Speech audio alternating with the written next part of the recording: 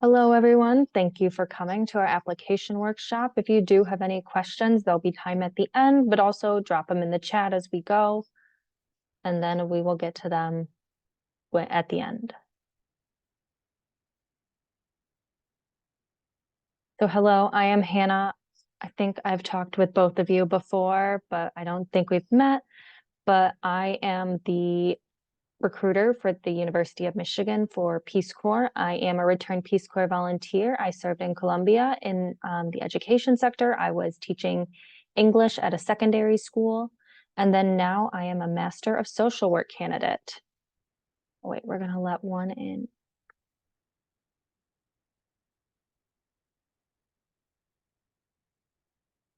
So a little bit about the mission of the Peace Corps. The Peace Corps' main mission, and this is like their official mission, is to promote world peace and friendship.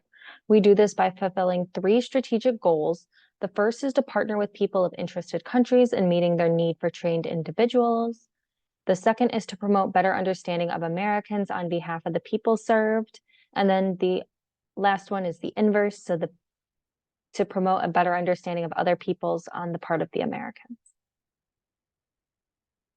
There are two main programs for the Peace Corps, and one you'll hear about a lot more than the other. So the first one is the Peace Corps Volunteer. This is for any US citizen who's 18 years or older.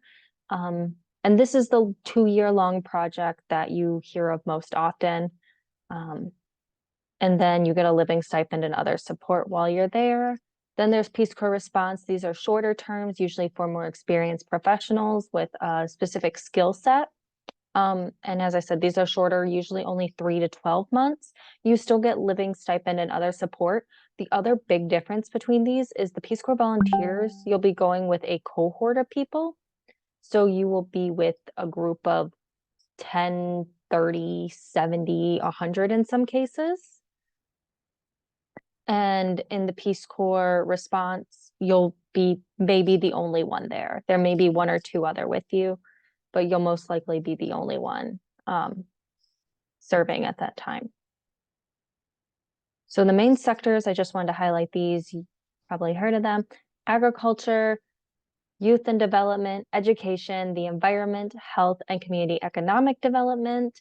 And there is a lot of overlap between these. And then you can do secondary projects, which is where you can do another project either related to the sectors or not, but that meet your community's needs and interests. This is the most up-to-date map on where we are currently serving in the Peace Corps. You can see which countries we are currently in, broken down by their region. Also, the asterisks, I recently learned this, those are the ones where we have virtual service opportunities. So you would not be serving directly on the ground, but not all countries with an asterisk are also serving in person. Some are, some aren't. For example, I know Colombia, where I served, we have both virtual service and in-person service right now. But Ukraine, we do not have people on the ground there right now due to the active war.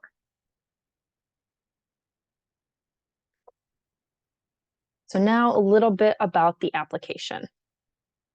So this is the website. This is what it looks like. If you go up, if you were to click on the volunteer tab, it'll pop up different options and you would go to browse openings just to see what type of things are available right now. I really recommend this because we have 4 application cycles throughout the year, and not every opportunity is open at every time. So it's really important, especially maybe if you're applying a little further out, maybe you're applying next year and you're just coming to this now to learn a little bit more, to look at what openings are available now and to see what will be available when you're going to apply.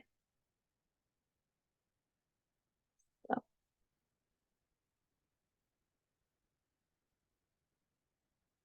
Okay. Yeah, this is the website. If you're really interested in a specific sector, as you can see, you can search solely based on that sector. So if you really just want to do health, you can click on it and it'll filter all of those. There's also different filterings based on language requirements, regions. So if you want to serve in a certain region or a certain country, and then if you want to serve with a significant other or partner. There are 2 different types of applications. So there's the serve where you're needed most. This is where you can apply to go anywhere, as we call it, and then you'll get placed in a location and in a position. but you still get to pick options. So you can still select your top choices, your top regions, things like that. Or you can apply directly to a position. So if you really want to be a primary or secondary education English teacher in Cambodia, you really want to go to Cambodia, you know that, you can apply directly to this position. If you talk to some older RPCVs, which is a returned Peace Corps volunteer, someone who already did it, this may not have been something they had access to when they were applying. This started in 2018. So actually about my cohort of applicants was the first one to have it. And this is what the application starts with. Like anything, you need to make an account. But now I'm going to go back to the slide deck and we'll go more through there. So as we saw, the application is 100% online. It will take about 45 to 60 minutes to complete, and that is the like application part. What I think actually takes the longest is the resume and the motivation statement, and we'll talk about those later. And you are allowed to submit only one application at a time. So if you see like 3 positions that are really interesting to you, you cannot apply to all 3. The other thing is just because you apply to a specific position doesn't mean you'll get it. You may apply to a specific position and they're like, hey, we really need your skill set in another country, in another position. So that is something to remember. So this is just a brief overview of the application process. We're going to go into each one more in depth, but these are about the 8 main steps from like when you're first looking at the position openings to when you're departing. So there's the application, health history, interview, invitation, clearance, onboarding, and depart. And we're going to go more in depth through all of these too. So a competitive applicant usually has a college degree and or 5 years of professional experience in the field that they're going to work in. They have a professional resume, volunteer experience. The Peace Corps really likes to see that because this is volunteering. And the ability to apply early. So if you can get your application in earlier, that can always help because they can offer you more opportunities. But also we understand deadlines change, things come up. Yeah. So some resume tips. Some of this is probably stuff you've heard about your resume.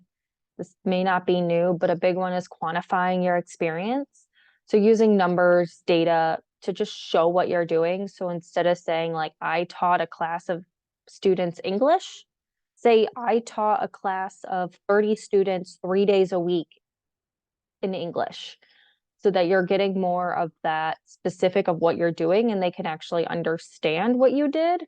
Because sometimes when you just say, I taught English, okay, what did you do? Did you do that one time? Did you do that every day for 4 years? Those are very different.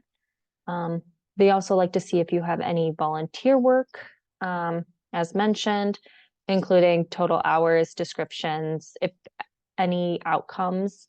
That's also something they really like to see, not just what you did, but what came of what you did.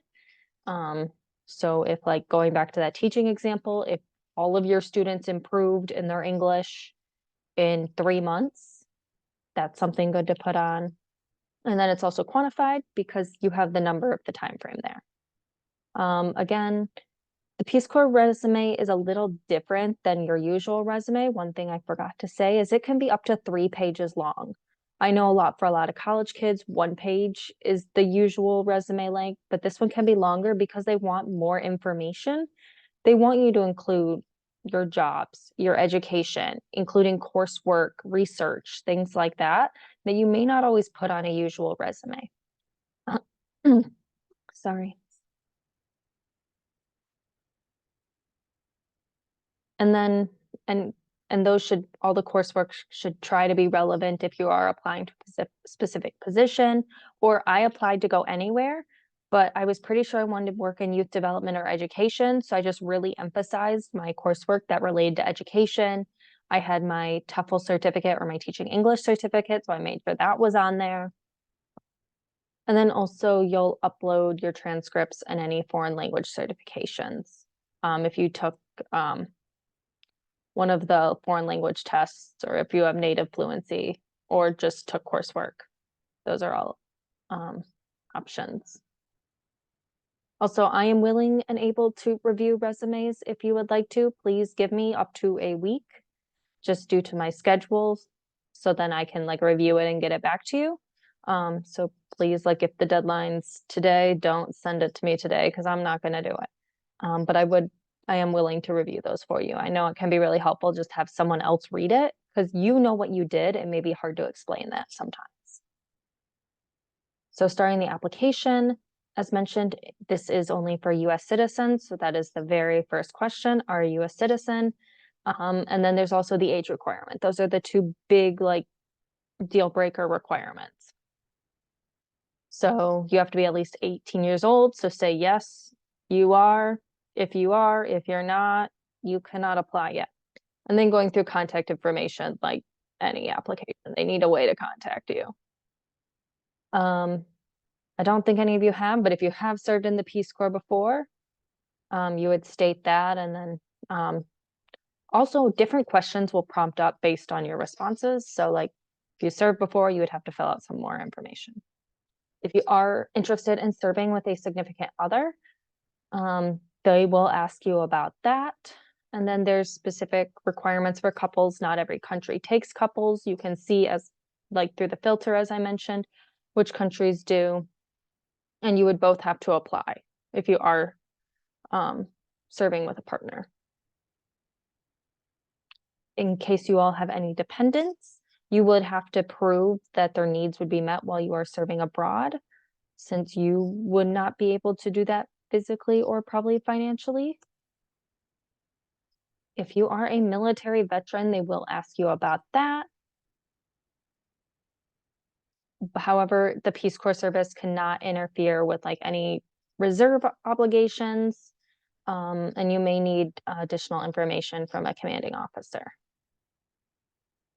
Legal history, it's very important that you read through this. I know it's long and it's hard to read sometimes, but it's really important because you must inform the Peace Corps of any legal issues, and failure to do so could disqualify you from Peace Corps service ever, even if it is just like a mistake you didn't understand. So look through this. You can also get more information at the website, and there are people to contact on the website that'll, if you are concerned about something from like some legal issue from your past, that you can talk to them and they can advise you on that. That person is not me though. The drug and alcohol policy, they take this very seriously also. So you have to confirm that you read the drug and alcohol policy. And then have you ever been cited for, arrested, charged with, convicted of a drug or alcohol related offense in the last 5 years? This is also really important just because a lot of the countries we send people to have very different drug and alcohol policies than we do here in the US. So this can become a safety concern. Intelligence background. The Peace Corps has a long-standing policy of excluding individuals who have engaged in intelligence activities or related activities from Peace Corps service. So if you worked in the intelligence capacity, you can't really serve.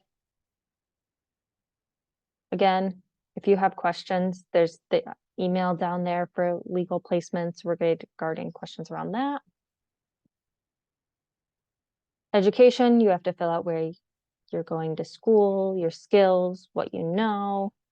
A lot of our countries are requesting college, like a bachelor's degree, just because that's what they require in their country. Why wouldn't we require it of the volunteers?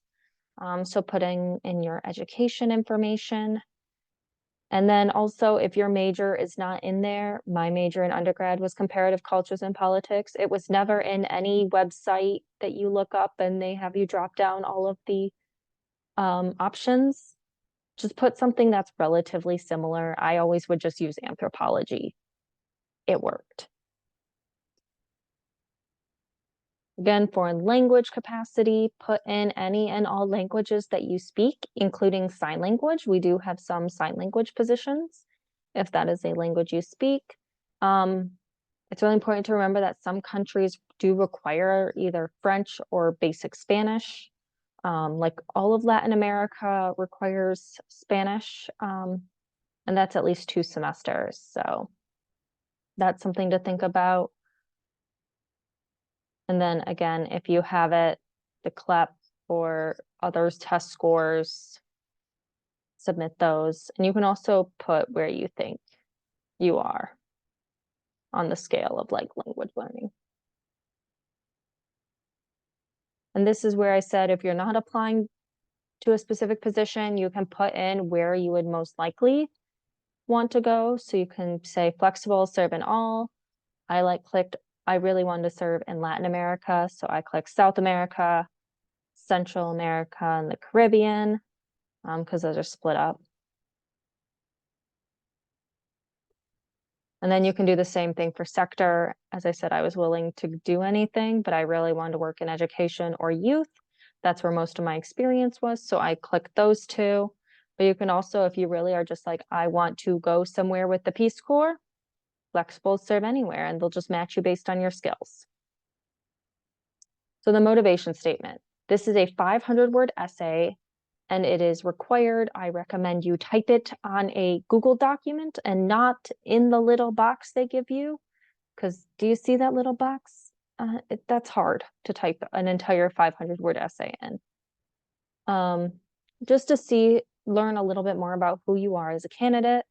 The essay question relates to why you want to be a Peace Corps volunteer and how you plan on overcoming your challenges during the service. You can see the full official questions.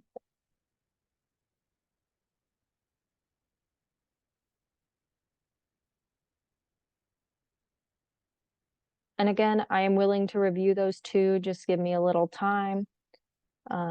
If you need help going through that, or if you just want to come in with bullet points and say, hey, this is what I'm thinking. Does this sound good? We can do that. The references, like any job, you're required to have your references. One thing that's a little different than some other jobs is we ask you for them in the application. So you should have them before you start your application. And they can be from a current or previous employer, a current or previous volunteer supervisor, professor, or close friend.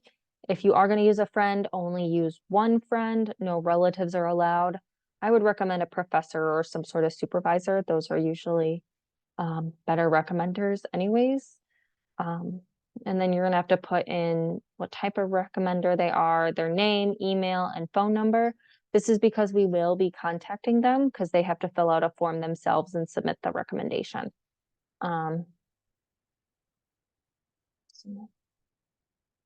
It is optional, but they do collect racial and ethnic data. This is more for data purposes and has no effect on your application. Then your final steps, please review your application, make sure everything is correct. You didn't accidentally hit the down button and then say you're under 18 or something and accidentally change that. And then go through, just double check and then fill out do the electronic signature and date it. And that is just the application. Once you are done with the application, then you have your first health form. This is your health history form. This is just a brief overview of your health. This is because it is very important that we keep you healthy. As you may have heard, we have medical staff that is their full-time job is to help Peace Corps volunteers stay healthy in service.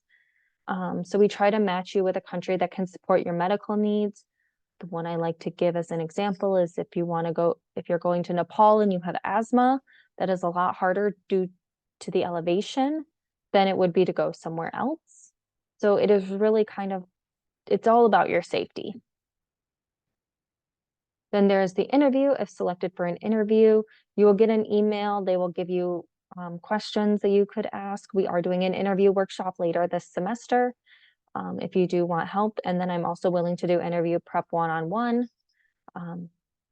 So there's that. And this is a long interview. It's like 60 to 90 minutes, and they mean it. It will be between 60 and 90 minutes. They like to ask questions, just the usual get to know you questions. They ask a lot of situational questions, or like tell me about a time when, those type of questions. But then they also ask some questions that seem pretty personal for an interview, asking questions like, How does your family feel about you going to the Peace Corps? What are some of the ways you're going to keep in touch with them while you're gone? Do you have a significant other? What do they think about you going into the Peace Corps and leaving them for 2 years? They'll ask about religious beliefs, dietary restrictions, things like that, because it may be, if that's something that's very important to you, it may be harder in some places than others. So it's really important to be punctual for your interview, be concise and succinct, and then communicate as clearly as you can. Then hopefully you will get your invitation to serve. This is contingent on that you receive legal and medical clearance, but that is a nice email you'll get telling you you've been accepted. And oh, the other thing is when you get information about your interview, they will also tell you what position and in which country you're interviewing for too. So you can do research on that country. So the medical and legal clearance, this is the longest part of the application, and it's technically not even part of the official application. So you're required to provide additional medical and legal background. That's not the stuff you already had to do. This is going to take a while. You need doctor's exams and clearance, fingerprinting, background check. There's like dental requirements. I had to get, because I wear glasses full time, I had to go to an optometrist. So, and then you have to get the final okay from the medical and legal offices. And then any additional legal paperwork needed, just like the fingerprinting, and then also passport and visa. Because you get a different passport for your Peace Corps service, and then that includes your visa and things like that. Onboarding, just like any job, we have onboarding. So about 2 months prior to service, you'll complete this online document. You'll go through all the information. It starts telling you what type of stuff you can do, what things you can't do, all that fun stuff. I remember ours having some like video components to go along with it and some information about Colombia and like what type of food is there, like what is the topography and geography like, what are some fun things to do in Colombia. So it's not all boring, but it's not the most entertaining thing, but it is really important. And then departure. So you'll all meet in the United States for 1 day, pretty much. And then from there, they'll send you off to country for your first 3 months of training. And then you'll go on 2 years of service after the 3 months of training. Remember, it's important to note your initial flight to the country and your last flight out of the country is paid for. As long as you don't decide to like stay and do something else. If you decide to stay for like 3 months and backpack around, they're not going to pay for your flight back. But when you officially finish service, if you fly back to the United States, that flight's paid. So yeah, that is a really long overview of the Peace Corps process for applications. If you do have any questions, please email me at peacecorps.gov@umich. I'll also stop the recording and then we can chat a little more.